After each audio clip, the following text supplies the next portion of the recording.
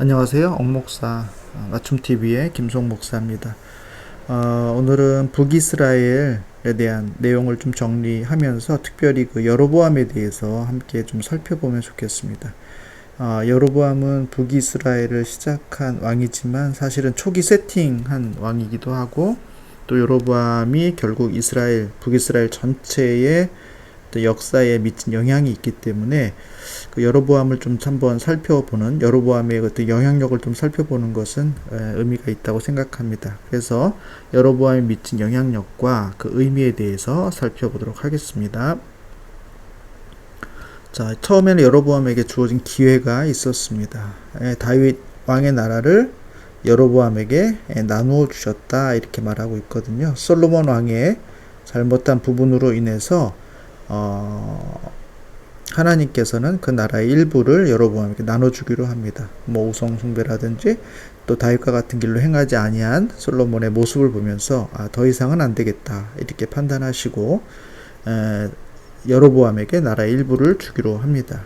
그럼에도 불구하고 다윗으로 인해서 예루살렘이 속한 한 지파는 다윗에게 남겨놓고 또 솔로몬 때까지는 보존해 주시는 그 은혜를 베풀면서 여로보암에게는 10개의 지파를 주어서 이스라엘의 왕이 되도록 합니다. 그리고 하나의 조건이 있죠. 만일 순종하고 내 길로 행하면, 그럼 다윗처럼 그렇게 순종하고 내 길로 행하면 다윗의 집처럼 견고하게 할 것이다 라고 여로보암에게도 그 다윗과 같은 견고함을 얻을 수 있는 기회를 제공합니다. 나라를 둘로 나누는 이유와 목적은, 첫째는 솔로몬의 죄에 대한 결과로 일부러 나누어지게 되는 것이고요. 2차로는 여로보암에게는 새로운 기회를 갖게 되는 상황이 됩니다.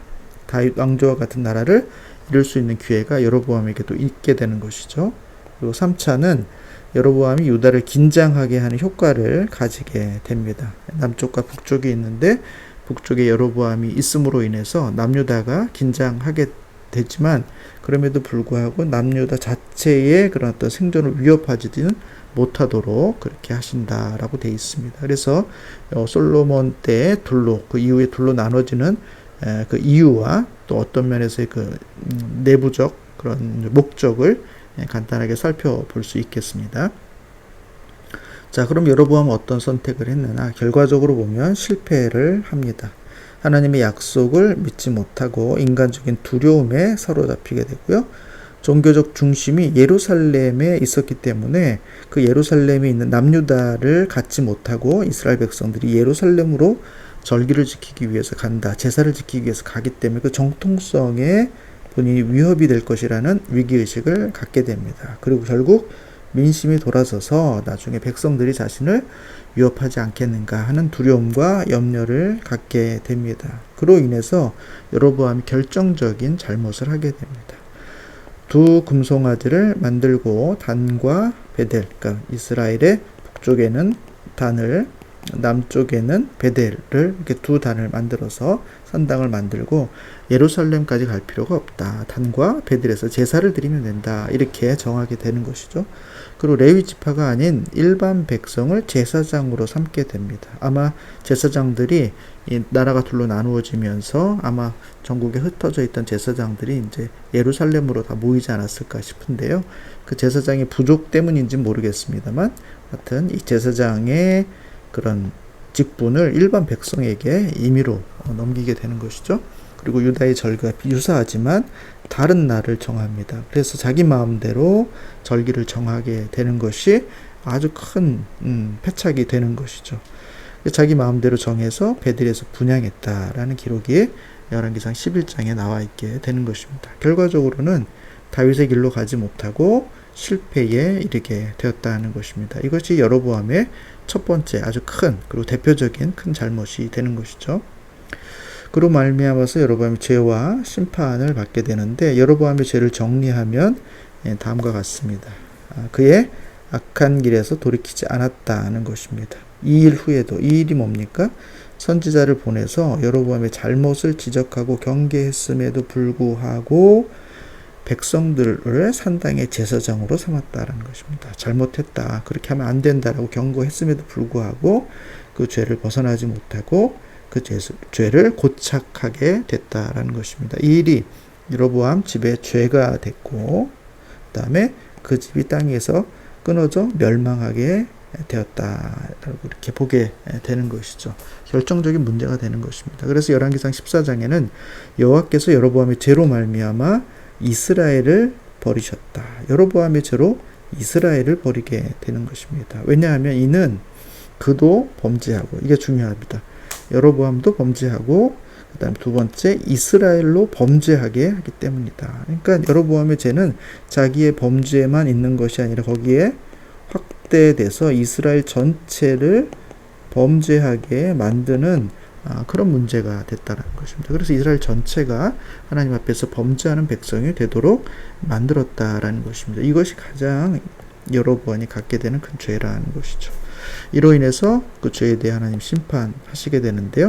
여로보암의 집에 재앙을 내려서 여로보암의 집을 말갛게 쓸어버리겠다라고 말하는 것입니다. 이것이 처음 여로보암이 왕이 되고 그 왕의 명령을 온전히 지키지 못함으로 인해서 하나님께서 결과적으로 이스라엘 전체를 버리게 되는 문제로 나아가는 그 초기 세팅이 되는 것입니다.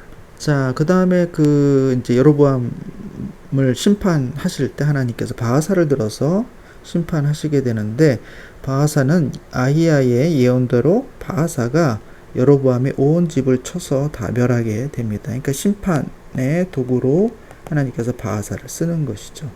이유는 뭡니까? 여로보암이 죄를 범하고 본인이 죄를 범했다는 것이고요. 또 이스라엘에게 범하게 한 죄로 말미암으며 이로 인해서 여호와를 노엽게 했다라고 되어 있습니다. 본인의 죄와 또 그로 말미암아 이스라엘 전체를 죄 가운데 빠지게 했다. 그것이 바하사를 통해서 심판하신 이유라는 것입니다. 또 바하사에 대한 평가와 심판을 보면 바하사도 그렇게 여로보암을 심판했음에도 불구하고 그도 여로보암의 길로 행했고 이스라엘에게 범죄하여 그들의 죄로 나를 노엽게 했다. 동일한 죄를 반복하게 되는 것입니다. 그래서 결과적으로 똑같은 심판을 받게 되죠. 내가 너 바하사와 내 집을 쓸어버려 내 집이 느밧의 아들 여로보암의 집같이 되게 하리니 바하사에게 속한 자가 성읍에서 죽은 즉 묻고 그에게 속한 자가 들에서 죽은 즉 공중에 새가 먹으리라 이렇게 되어 있습니다. 여기 아마 개가 먹는다는 것이겠죠. 자, 이렇게 그래서 바하사는 심판을 하지만 동일하게 그 죄의 울타리 안에 있으며 결국 동일한 심판을 받게 된다는 것입니다. 자, 그 이후에 아합이 있는데요. 이 아합 왕에 대한 얘기는 열왕기상 21장에 보시면 내 집이 느밧의 아들 여로보암의 집처럼 되고 아합도 마찬가지입니다. 그리고 바하사의 집처럼 될 것이다. 동일한 방식으로 심판이 될 것이다. 왜? 내가 나를 노엽게 하고 이스라엘이 범죄하게 한 까닭이다. 동일한 일의 반복입니다. 스스로가 죄를 범하고 이스라엘을 함께 범죄하게 했다라는 것입니다. 아합은 특별히 더 큰 죄가 있는데요. 그 죄는 이세벨의 영향입니다. 아합이 특별히 악하게 된 것은 이세벨의 충동이 있었다라고 이렇게 말씀하고 있고 이로 인해서 함께 심판하게 될 것이다. 그러니까 특별히 왕들의 심판과 더불어서 이 아합은 이세벨 이방 여인이면서 우상을 가져온 이세벨이 더 큰 죄를 확대하게 되는 원인을 제공했다라는 것입니다. 그 이후에 아하시아도 느밧의 아들 여로보암의 길로 행했고 여호람도 그 죄에서 따라 행하고 떠나지 아니하였다라고 기록되어 있습니다. 그러니까 이후에 이제 예후라는 인물도 굉장히 중요한데 예후는 이제 북이스라엘에게 유일하게 큰 개혁을 한 사람입니다. 아합의 집을 심판하리라. 심판의 도구로서 하나님께서 예후를 쓰시고요. 예후는 더 나아가서 바알의 제사장까지 다 없애는 아주 엄청난 개혁을 행했던 사람입니다. 그럼에도 불구하고 예후의 개혁에는 한계가 있었는데요. 바알의 목상과 산당을 헐어버렸습니다. 잘한 것이죠. 그러나 이스라엘에게 범죄한 느밧의 아들 여로보암의 죄, 베델과 단에 금송아지를 세워둔 것에 대해서는 떠나지 아니했다라는 것입니다. 그러니까 이 예후도 엄청난 개혁을 했지만 여로보암이 만들어 놓은 죄의 세팅의 그 한계를 벗어나지 못했다라는 것입니다. 그러니까 그 울타리 안에 계속 다 있게 되는 거죠. 그것을 벗어나지 못하는 것입니다. 그 이후에 여호와스도 마찬가지고 여호와 보시기에 악을 행했고 이스라엘을 범죄케 한 느바스의 아들 여로보암의 죄를 따라갔다. 요아스, 여로보암 2세, 스가랴 다 반복되고 있는 표현들입니다. 여로보암의 죄를 따라갔다라는 것이죠. 결과적으로 므나헴, 부가이야, 베가 다 마찬가지고요. 마지막 왕이었던 호세아도 동일합니다. 최종적인 판단을 이렇게 하고 있어요. 여로보암에게 다윗의 집을 찢어서 나누어 주었으나, 그런 기회를 주었으나 여로보암이 이스라엘을 몰아서 여호와를 떠나고 큰 죄를 범하게 했다는 것입니다.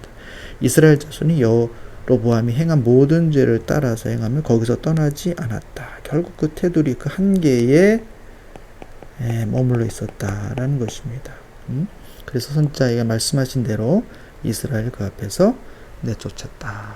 고향에서 떠나 포로가 되었다. 이것이 호세아 왕 때 북이스라엘 전체를 하나님께서 심판하시게 되는 최종적인 결론이 된다라는 것입니다.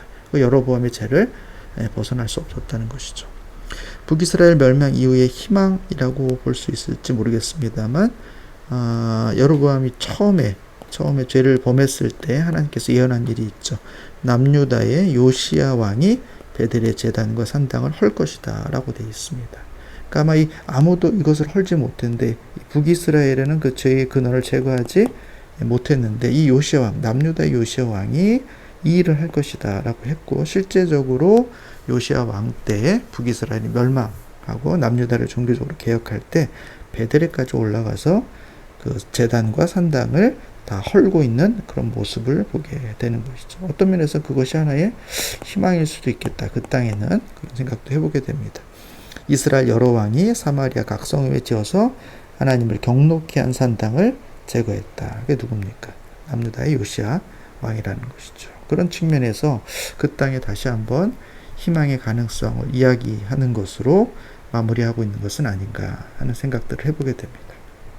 자, 마지막으로 여로보암이 주고 있는 교훈 간단히 다시 한번 정리해 보면요. 여로보암은 선택할 수 있는 기회가 있었다는 것입니다. 다윗의 길을 갈 것인가? 그래서 견고한 나라를 부여받을 것인가?